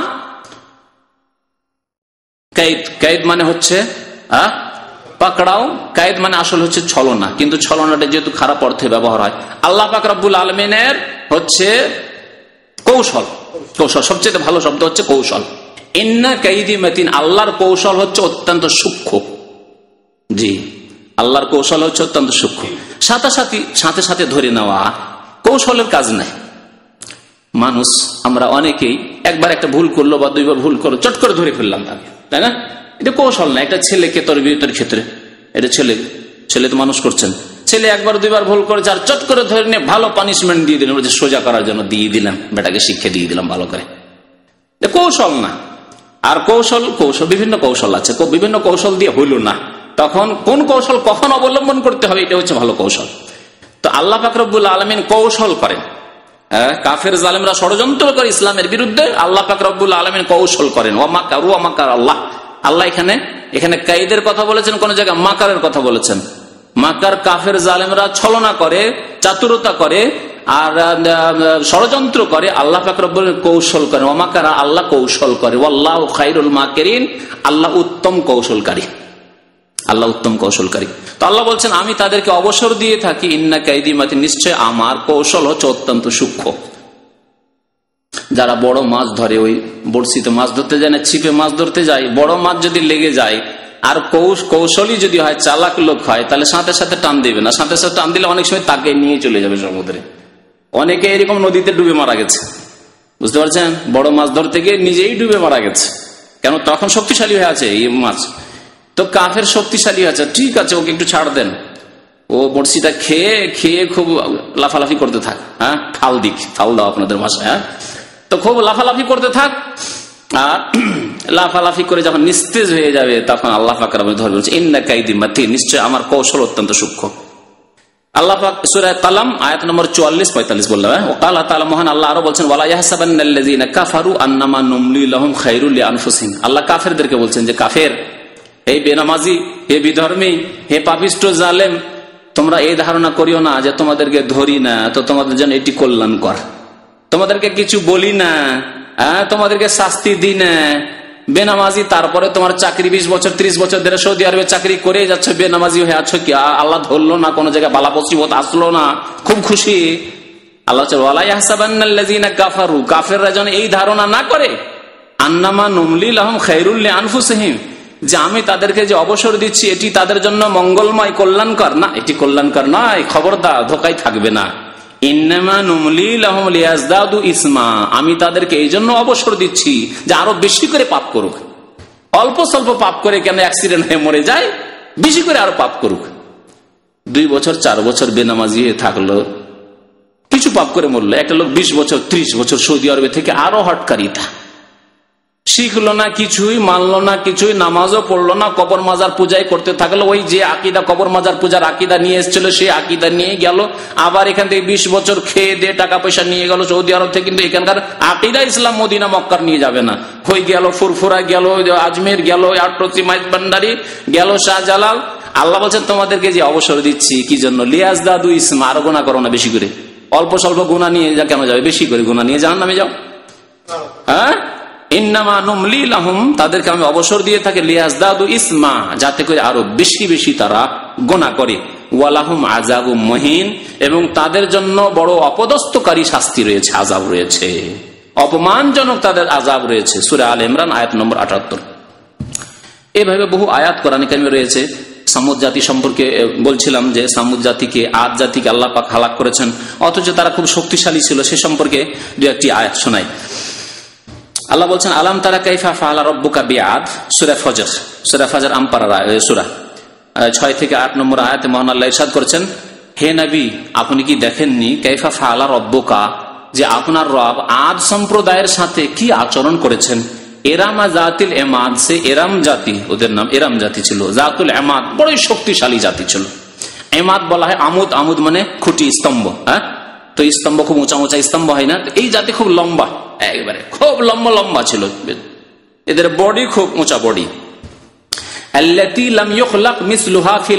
তাদের মতো সুন্দর এবং শক্তিশালী মানুষ পৃথিবীতে আর সৃষ্টি করা হয়নি কোন যুগে। আল্লাহ বলছেন স্বয়ং, মানুষ বলছে না যে মানুষ হয়তো জানে না 200-400 বছর আগে কেমন মানুষ ছিল, তা তো জানেন না। না, আল্লাহ স্বয়ং বলছেন যে আদম আলাইহিস সালাম থেকে শুরু করে এই আদ জাতি পর্যন্ত এত শক্তিশালী জাতি আর মানব জাতির মধ্যে সৃষ্টি করিনি। লাম ইউখলাক মিসলুহা ফিল বিলাদ ওয়া সামুদ আল্লাযীনা জাবুস সাখরা বিল ওয়াদ। আর সামুদ সম্প্রদায় সম্পর্কে শোনো, যে যারা পাথরকে কেটে উপত্যকায় ঘর তৈরি করত, পাহাড়ের পাথর কেটে কেটে পাহাড়ে তারা ঘর নির্মাণ করত। আজকাল পাহাড় কেটে সুড়ঙ্গ তৈরি করা হচ্ছে, রাস্তা তৈরি করা হচ্ছে। মক্কার আশেপাশে যখন সুড়ঙ্গের মধ্যে গাড়ি ঢুকে তখন আল্লাহরও প্রশংসা করি, আর আজকালকার প্রযুক্তিরও প্রশংসা করি আমরা, আর এই সরকারের প্রশংসা। আরে বাপরে, মক্কা চারিদিকে পাহাড়ে ঘেরা, তবু কত রাস্তা করে সরকার যে কত কাজ করেছে, আর এই প্রযুক্তি আজকে কত যে উন্নতি করেছে, যে পাহাড় কেটে কেটে এত সুন্দর ঘর আর লাইটিং, রাস্তা আর লাইটিং, আর কোনো অন্ধকার নেই, কোনো পেরেশানি নেই, কত সুন্দর সমতল রাস্তা করেছে। প্রশংসা করছেন না করছেন না? প্রশংসা করছেন। তো এই সামুদ জাতি আজকে থেকে 8000-10,000 বছর আগের ইতিহাস, খুব পুরনো জাতি, 200-400-500 বছর আগের নয়, নবী সাল্লাল্লাহু আলাইহি ওয়াসাল্লামের জামানার, তার পূর্বের জামানার নয়। সামুদ জাতি খুব প্রাচীন জাতি। সালেহ আলাইহিস সালাম তাদেরকে আল্লাহ উষ্ট্রি দিয়েছিলেন মুজিজা, অলৌকিকত্ব স্বরূপ, আর সেই উষ্ট্রির দুধ খেয়ে গোটা জাতি বাঁচতে পারত। কিন্তু যখন বদমাইশি করলো আর ওটিকে জবাই করে দিল, আল্লাহর আযাব আসলো। যাদের কথা আল্লাহ পাক রব্বুল আলামিন সূরা আশ-শামসে ওয়াদুহাতে উল্লেখ করেছেন, নাকাতাল্লাহি ওয়া সুকিয়াহা, আল্লাহর ওষ্ট্রিকে স্পর্শ তোমরা করবে না। আল্লাহ পাক রব্বুল আলামিন তাদের ঘটনা উল্লেখ করেছেন। তো বলছেন এই সামুদ জাতির কথা তোমরা স্মরণ করো, আল্লাযিনা জাবুস সাখরা, যারা পাথর কেটে কেটে উপত্যকায় পাহাড়ের পাথর কেটে তারা ঘর নির্মাণ করত। আল্লাহ পাক রব্বুল আলামিন আরো বলছেন সূরা কাসাসের 58 নম্বর আয়াত, যে এলাকা আল্লাহ যখন ধ্বংস করে দিলেন, এসব এলাকা দিয়ে যদি তোমরা ভ্রমণ করো, ফাতিলকা মাসাকিনুহুম লাম তুসকান মিন বাদিহিম ইল্লা কালিলা, এদের ঘর বাড়ি এত মজবুত ঘর বাড়ি, তাদের ঘর বাড়িতে আর কোন যুগে কেউ বসবাস করেনি। আযাবের এলাকা, তো আল্লাহর শাস্তির এলাকা, কেউ সাহস করে বসবাস করতে চায়নি। কোন এলাকায় যদি একবার ভূমিকম্প হয়ে যায় আর বিধ্বস্ত এলাকা থাকে, ঘর বাড়ি সব ধ্বংস হয়ে গেছে, ওই এলাকায় নতুন করে ঘর বাড়ি বাঁধতে মানুষ ভয় করবে, যে কি জানি কি হয় না হয় আবার, তাই না? তো এইরকমই হয়েছে। তাই আল্লাহ বলছেন যে এইসব ঘর বাড়ি এমন ঘর বাড়ি ছিল যে লাম তুসকান মিন বাদিহিম ইল্লা কালিলা, এসব এলাকায় আর কোন জাতি বসবাস করেনি। সামান্য কিছু জাতি হয়তো কোন যুগে কেউ বসবাস করেছে। ওয়া কুন্না নাহনুল ওয়ারিসিন, আর আমি আল্লাহ তো উত্তরাধিকারী, আমি তো এসবের মালিক। উত্তরাধিকারী কি হয়? মালিক হয়। বাবা মরে গেছে, তারপরে তার ধন সম্পদের মালিক হইল, কিন্তু এই ছেলেও তার চিরকাল থাকবে না, তারপরে সে মরবে, আবার অন্য কেউ মালিক হবে। আল্লাহ পাক রব্বুল আলামিন এমন ওয়ারিসের ওয়ারিস, এমন মালিক যে সবকিছুর মালিক শেষখানে আল্লাহ পাক রব্বুল আলামিন। আপনার আমার ধন সম্পদ, ঘর বাড়ি, পৃথিবী সব ছেড়ে মানুষ চলে যাবে, জিন চলে যাবে, আর একমাত্র ওয়ারিস কে থেকে যাবেন?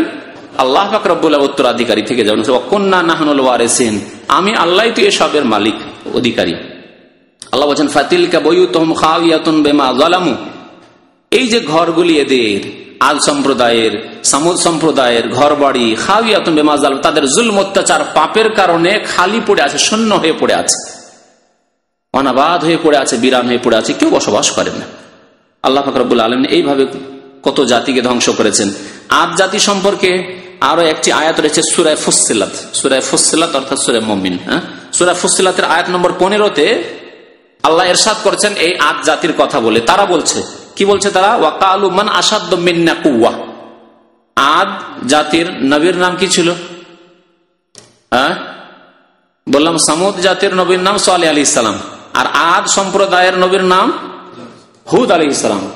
এই হুদ আলাইহিস সালাম যখন তাদেরকে কালেমা লা ইলাহা ইল্লাল্লাহর কথা পেশ করলেন, দাওয়াত দিলেন, তখন তারা দুনিয়ার শক্তির কথা বলল, যে আমাদের চাইতে আর শক্তিশালী কি আছে, আমরা যদি ভুল পথে থাকতাম তা আল্লাহকে এত শক্তিশালী করতেন, এত আমাদের নিয়ামত দিতেন, এত কি আমাদেরকে সুখী রাখতেন। আর তারা অহংকার প্রকাশ করল, ওয়াকালু মান আশাদ্দু মিন্না কুওয়া, আমাদের চাইতে আর শক্তিশালী পৃথিবীতে আছে কে? আমাদের চাইতে শক্তিশালী আর পৃথিবীতে আছে কে? আজকের যে বড় শক্তি, এ কথাই বলে না যে যখন ইচ্ছা যে দেশে গেলাম, যখন ইচ্ছা যে দেশকে লুটে নিলাম, যখন ইচ্ছা যে দেশকে ধ্বংস করে দিলাম, যখন ইচ্ছা যে দেশের ক্ষমতা চাইলাম যে করব ছিনিয়ে নেব, ছিনিয়ে নিলাম। মান আসাদ্দু মিন্না কুওয়া, চ্যালেঞ্জ করছে পৃথিবীকে যে পৃথিবীতে গণতন্ত্রের বাস্তবায়ন করার জন্য যে কোনো রকমের মূল্য দিতে হয়, প্রস্তুত আছে। হ্যাঁ, আর এই করার জন্য যা কিছু করতে হয় এই করছি। সন্ত্রাস এই নামটি ইসলামের ওপর, মুসলিমদের উপর চাপিয়ে দিয়ে সন্ত্রাস দমন মানে মুসলিম দমন, সন্ত্রাস দমন মানে মুসলিম দমন, মুসলিমদেরকে দমন করব। মুসলিম মানে সন্ত্রাস, ইসলাম মানে সন্ত্রাস বাদ। তো এই যে টার্ম, বর্তমান যুগের এই সন্ত্রাসের টার্ম, সন্ত্রাস আলাদা জিনিস, আর ইসলাম এবং ইসলামের নীতিমালা, ইসলামিক আদর্শ আলাদা জিনিস। কিন্তু ইহুদিদের কাছে এবং ইহুদিদের যারা পৃষ্ঠপোষক তাদের কাছে, পৃষ্ঠপোষক দেশগুলির কাছে এবং তাদের নেতাদের কাছে সন্ত্রাস মানে মুসলিম আর সন্ত্রাসবাদ মানে ইসলাম। তো আল্লাহ পাক রব্বুল আলামিন তাদের সম্পর্কে বলছেন যে যারা বলেছিল মান আসাদ্দু মিন্না কুওয়া, আমাদের চাইতে ক্ষমতার মালিক কি আছে, আমরা যা ইচ্ছা তাই করব। তাদের কাছে কুকুরের অধিকার আছে, বিড়ালের অধিকার আছে, পশু পাখির অধিকার আছে, বিভিন্ন এলাকায় অমুক অমুক পাখি মারা নিষিদ্ধ, আর তারপরে বিভিন্ন এলাকাতে বিভিন্ন জীবজন্তু মারা নিষিদ্ধ, তার জন্য কেস আছে, তার জন্য শাস্তি আছে। কিন্তু মানুষ বলছে এরা মানুষ না, এদের অধিকার নেই, এদের অধিকারই নেই। এদের আবার অধিকার কি আছে? এরা মানুষ নাই, সন্ত্রাসী এরা মানুষ নাই, এদের কোনো অধিকার নেই। ঘন্টার মতে যারাকে নিয়ে গেছে তাদের কোনো অধিকার নেই, মানব অধিকার বলে কিছু নেই তাদের। কি জন্য এই কথা বলার সাহস? তাদের ধারণা যে মান আসাদ্দু মিন্না কুওয়া, আমাদের চাইতে ক্ষমতা আর কি আছে, আমাদের সামনে এসে কে বলবে যে না এটা অন্যায়, এই মানবাধিকার লঙ্ঘন হচ্ছে, এরা কি মানুষ না, এদের উপর জুলম অত্যাচার হচ্ছে, এগুলি তো চলবে না, এটা বলার মতো কেউ নেই। মান আসাদ্দু মিন্না কুওয়া। আল্লাহ বলছেন আওয়ালাম ইয়ারাও, তারা কি অন্তর্দৃষ্টি দিয়ে দেখে না, চক্ষু দৃষ্টি দিয়ে দেখে না? আওয়ালাম ইয়ারাও, তারা কি দেখতে পায় না? আন্নাল্লাহাল্লাযী খালাকাহুম, নিশ্চয়ই যেই আল্লাহ তাদেরকে সৃষ্টি করেছেন, হুয়া আসাদ্দু মিনহুম কুওয়া, তিনি তাদের চাইতে অনেক বেশি শক্তিশালী, তিনি তাদের চাইতে অনেক বেশি শক্তিশালী। আল্লাহ পাক রব্বুল আলামিন ফিরআউনকে কি শাস্তি দিয়েছেন তা কি তোমাদের চোখের সামনে নেই?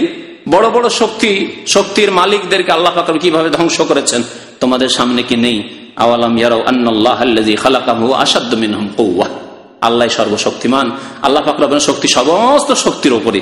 সুতরাং আল্লাহ পাক রব্বুল কখন যে পাল্টিয়ে দিবেন, অবস্থা পাল্টিয়ে দিবেন। কিন্তু অবস্থা পাল্টিয়ে দেওয়ার জন্য আল্লাহ মুমিনদেরকে বলছে ইন্নাল্লাহা লা ইউগাইয়িরু মা বিকওমিন হাত্তা ইউগাইয়িরু মা বিআনফুসিহিম, নিশ্চয় আল্লাহ কোন জাতির অবস্থা পরিবর্তন করেন না যতক্ষণ পর্যন্ত তারা নিজের অবস্থাকে নিজেই পরিবর্তন না করে। নিজের অবস্থাকে পরিবর্তন যদি না করেন, আল্লাহর দিকে প্রত্যাবর্তন না করেন, আল্লাহর দিনের দিকে যদি না ফিরেন, আল্লাহর মসজিদে আল্লাহর ঘরের দিকে যদি না ফিরেন, 5 ওয়াক্ত নামাজের দিকে যদি না ফিরেন, ফজরের নামাজের দিকে যদি না ফিরেন, তাওহীদের দিকে আল্লাহর একত্রের দিকে যদি না ফিরেন, কবর মাজার এই শিরক থেকে যদি বিমুখ হয়ে আল্লাহর দিকে একমাত্র না ফিরেন, আল্লাহ পাক রব্বুল কোনদিন এই উম্মতের দিকে ফিরবেন না, আল্লাহ অবস্থার পরিবর্তন ঘটাবেন না। ইন্নাল্লাহা লা ইউগাইয়িরু মা বিকওমিন হাত্তা ইউগাইয়িরু মা বিআনফুসিহিম। আল্লাহ যেন আমাদেরকে সত্য কথা বুঝার তৌফিক দান করেন। আল্লাহ পাক রব্বুল আমাদের গুনাহ খাতা যেন মাফ করে দেন, আমাদের সংশোধন করার যেন তৌফিক দান করেন। আল্লাহ পাক রব্বুল মুসলিম জাতিকে যেন আল্লাহ দুনিয়াতেও সম্মানিত করেন, আখিরাতেও সম্মানিত করেন, আর জাহান্নামের আযাব থেকে যেন মুক্তি দান করেন। রব্বানা আতিনা ফিদ দুনিয়া হাসানা ওয়া ফিল আখিরাতি হাসানা ওয়া কিনা আযাবান নার। ওয়া সাল্লাল্লাহু আলা নাবিয়িনা মুহাম্মদ ওয়া আলা আলিহি ওয়া সাহবিহি আজমাইন। হে নবী, আল্লাহ বলছেন হে নবী আপনি বলে দেন যে আমি তোমাদের মতোই মানুষ, আমি তোমাদের মতোই মানুষ। তোমাদের মতোই মানুষ মানে কি? নূরের তৈরি। তোমাদের মতো মানে আমাদের মতো, আমরা মাটির তৈরি, তিনি মাটির তৈরি। হ্যাঁ, নবী সাল্লাল্লাহু আলাইহি ওয়াসাল্লাম বলছেন ইন্নামা আনা বাশারুম মিসলুকুম, হাদিস, আমি তোমাদের মতো মানুষ। আর তার ব্যাখ্যা আরো একটু বলছেন আনসা কামা তানসাউন, তোমরাও যেমন ভুল আমিও মাঝে মাঝে ভুলে যাই। তাই নামাজ নবী সাল্লাল্লাহু আলাইহি ওয়াসাল্লামের সহ হয়নি? হ্যাঁ, সিজদা 5 বার সহ হয়েছে নবী সাল্লাল্লাহু আলাইহি ওয়াসাল্লাম, একবার নয়। আর সহ সিজদা করেছেন তিনি। যেমন আমরা নামাজে ভুলে যাই, নবী সাল্লাল্লাহু আলাইহি ওয়াসাল্লাম কেউ আল্লাহ পাক রব্বুল আলামিন কয়েকবার ভুলিয়েছেন, তাহলে তিনিও মানুষ। আর মানুষের গুণগুলি ছিল, মানুষকে নিদ্রা আসে, তাকে নিদ্রা আসতো। মানুষ ক্লান্ত হয়, তিনি ক্লান্ত হয়েছেন। হ্যাঁ, মানুষ পানাহার করে, তিনি পানাহার করতেন। ফেরেশতা পানাহার করে কি? ফেরেশতা পানাহার করে না, কারণ নূরের তৈরি। নবী সাল্লাল্লাহু আলাইহি ওয়াসাল্লাম যদি নূরের তৈরি হতেন তাহলে পানাহারের কোনো প্রয়োজনই হতো না। তাহলে পেটে পাথর বাঁধা আর খিদায় থাকা, আর খিদার তাড়নায় বাইরে বেরিয়ে যে কোথাও আল্লাহ রিজিক আসে কিনা, আবু বকরও বেরিয়ে গেছেন, ওমর রাদিয়াল্লাহু তাআলা আনহু বেরিয়ে গেছেন। তিনজনে বেরিয়ে যায় অমুকের বাগানে গিয়ে দেখি যদি সেখানে কোনো খাবার থাকে। বাগানে যেতে তারা এত খুশি যে আল্লাহর নবীকে আজকে পেয়েছি, তাজা তাজা ফল এনে দিচ্ছেন আর খেয়ে দিয়ে বলছেন সুম্মা লা তুসআলুন্না ইয়াওমা ইযিন আনিন নাঈম, আল্লাহ এই নিয়ামত সম্পর্কে কাল কিয়ামতে জিজ্ঞাসা করবেন। মানুষ ছিলেন না। আল্লাহ বলছেন ঈসা আলাইহিস সালামের কথা, আদম আলাইহিস সালামের কথা, যে ইন্না মাসালা ঈসা ইনদাল্লাহি কামাসাল আদম খালাকাহু মিন তুরাব। ঈসা আলাইহিস সালাম আর আদম আলাইহিস সালাম তাদের উদাহরণ একই রকমের, আল্লাহ মাটি দিয়ে তৈরি করেছেন। সুতরাং প্রত্যেক মানুষ মাটি দিয়ে তৈরি করেছেন, আল্লাহ পাকের মাটি দিয়ে তৈরি করেছেন। নবী করিম সাল্লাল্লাহু আলাইহি সাল্লামের বাবা মা আব্দুল্লাহ আমিনা, তার আদম সন্তান, তিনি আদম সন্তান। এই নূরের আকীদা হচ্ছে একটি কুফরি আকীদা, যা খ্রিস্টানদের মতো এসছে। খ্রিস্টানরা যেমন ঈসা আলাইহিস সালামকে বলে ইবনুল্লাহ, সন অফ গড, ইবনুল্লাহ, আল্লাহর পুত্র, তেমনি কবর মাজার পূজারীরা এরা এক ভ্রান্ত আকীদা খ্রিস্টানদের মতো নিয়ে এসছে, বিভ্রান্তিকর আকীদা, যে নুরুল্লাহ, নবী হচ্ছে নূর নবী, নুরুল্লাহ, আল্লাহর নূর।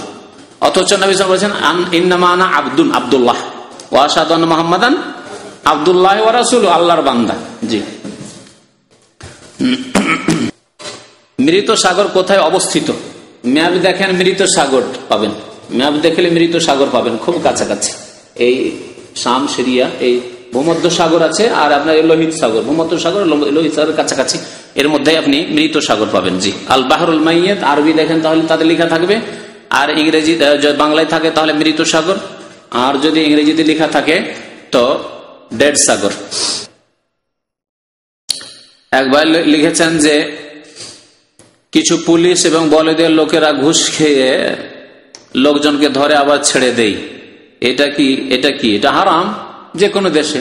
বাংলাদেশে ঘুষটা জায়েজ, আপনি রাত দিন সব কাজ করছেন, অফিস আদালত ঘুষ না দিলে কোনো কাজই হয় না, ওখানে জায়েজ আর এখানে হারাম, আলাদা আলাদা ফতোয়া নেই। বাংলাদেশেও হারাম, সৌদি আরবেও হারাম, সারা পৃথিবীর সব জায়গায় হারাম, মুসলিম দেশও হারাম, অমুসলিম দেশও হারাম। ঘুষ খাওয়া, ঘুষ নেওয়া, ঘুষ দেওয়া হারাম। আর রাশিওয়াল মুরতাশি ফিন্নার, নবী সাল্লাল্লাহু আলাইহি ওয়াসাল্লাম বলেছেন ঘুষখোর এবং ঘুষদাতা, ঘুষ দেনেওয়ালা দুইজনে জাহান্নামে যাবে, এদের উপরে লানত রয়েছে, আল্লাহ রাসূল সাল্লাল্লাহু আলাইহি ওয়াসাল্লামের অভিশাপ রয়েছে। সুতরাং এরা জাহান্নামের কাজ করছে, ফাসেক এরা, যে কোনো দেশে হোক না কেন। জি। আপনার যদি ক্ষমতা থাকে তো উপরের কর্মকর্তাদেরকে জানান, আর নাহলে উপরের কর্মকর্তারা তাদেরকে ধরছে।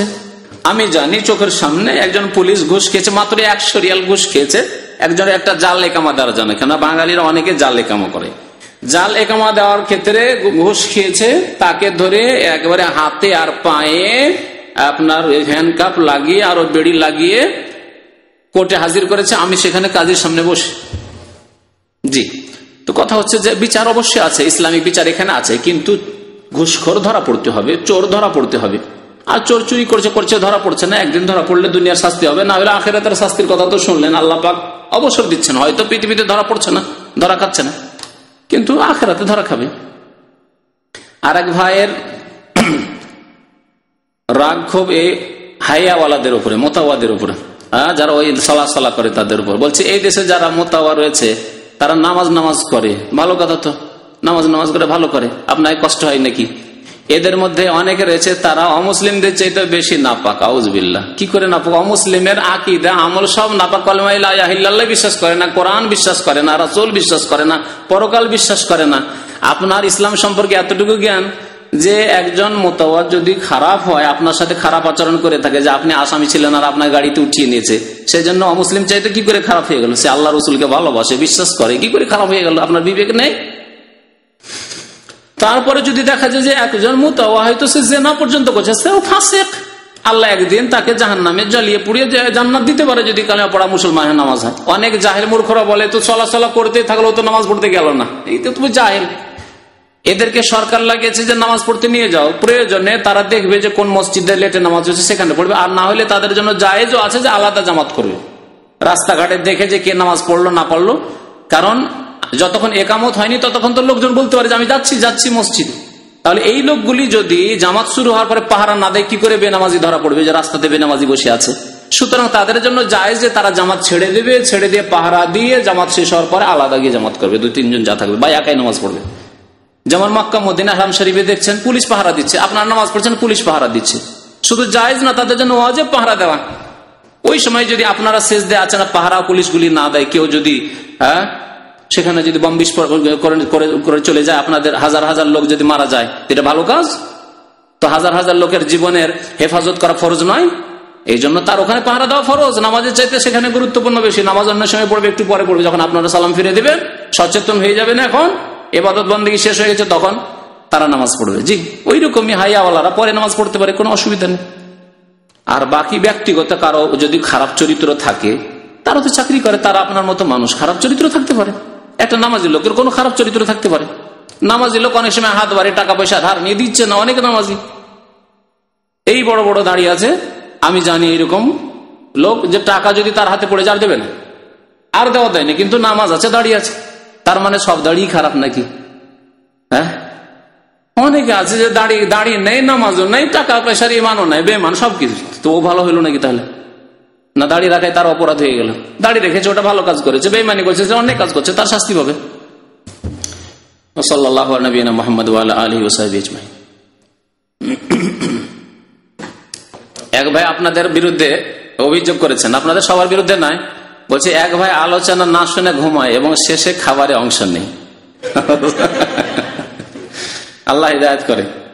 হ্যাঁ, আমাকে না জানিয়ে, অবশ্য নাম ধরে জানান নিয়ে এতে কোনো অসুবিধা নেই, জায়েজ আছে। যদি নাম ধরে জানালে এটা জায়েজ ছিল না। আমাকে না জানে ওনা কি বলবেন, যে আল্লাহর রাস্তে একটু শুনবেন, দিনের কথা শুনবেন, তারপরে খাবেন। কথা বুঝতে পারছেন তো? হতে পারে যে সকালবেলা বেচারা ডিউটি করে এসছে, ভালো ধারণা রাখতে হবে। অনেকের কফিলে 10:30 পর্যন্ত ডিউটি, 10:30 পর্যন্ত যদি সকাল থেকে আমি ডিউটি করে আসতাম, তাহলে আমিও ঘুমাইতাম। শুনলে, বললে ঘুম আসবে না, যতই ক্লান্ত থাকি, শুনলে হয়তো আমারও ঘুম আসতে পারে। তো কথা হচ্ছে যে আল্লাহ মাফ করে এরকম ত্রুটি, আর যেন আমাদেরকে সংশোধন করার তৌফিক দান করে। এই মজলিসে বসলেন আর দিনের কথা শুনলেন না, শুধু ঘুমাইতে থাকলেন, তো লাভ কি? আউযুবিল্লাহ। এইসব প্রশ্ন খাস মজলিসে জিজ্ঞেস করে ভালো। বলছে এক প্রবাসী ভাইয়ের স্ত্রী অন্য লোকের সাথে বাসা ভাড়া করে 3 দিন থেকে ফিরে এসছে। আউযুবিল্লাহ, আস্তাগফিরুল্লাহ। এখন তার সাথে বসবাস করা কি যাবে? সে দুশ্চরিত্র এবং জেনাকারিনী, সুতরাং জেনার যে শাস্তি বা সেসব শাস্তি যদি এখানে ইসলামী সরকার যদি এখানে হয়, তাহলে এখানে পৌঁছলে তার শাস্তি হবে। আর যদি মনে করে আমরা জানাবো না, নিজেরাই সালিস বিচার করে সংশোধন করব, তা করতে পারেন। আর তার স্বামীর জন্য তালাক দেওয়া জায়েজ আছে। বরং তার স্বামী যদি সৎ হয় তো রাখা ঠিক নাই, কারণ সৎ লোক, ইমানদার লোককে এইরকম দুশ্চরিত্র নারীকে রাখা, স্ত্রীকে রাখা জায়েজ নয়। তবে সেও যদি চরিত্রহীন হয়, তাহলে বলবো না যে তালাক দেওয়া জরুরি। স্বামীও চরিত্রহীন, বেগায়রা দায়ুস, হয়তো ওই বন্ধুকে যার সাথে চলে গেছে তাকে হয়তো বাড়িতে নিয়ে আসে, তার সাথে গল্প করা স্ত্রীকে, তাহলে এরকম লোককে বলবো না যে তুমি স্ত্রীকে তালাক দাও, তুমি দোষ করেছো। দোষ তো সেই করেছে, যোগাযোগের ব্যবস্থা সেই করে দিয়েছে। হয়তো তার সামনে কথা বলে কিছুই বলে না, হয়তো এইরকম যোগাযোগ তার সামনে হয়েছে। সুতরাং এই নিজেও যদি ফাসেক হয়, তাহলে ফাসেকের সাথে ফাসেক স্ত্রী থাকবে। আর যদি ইমানদার মুমিন ভালো মানুষ হয়, তাহলে এইরকম স্ত্রী রাখা জায়েজ নয়, ছেড়ে দেবে।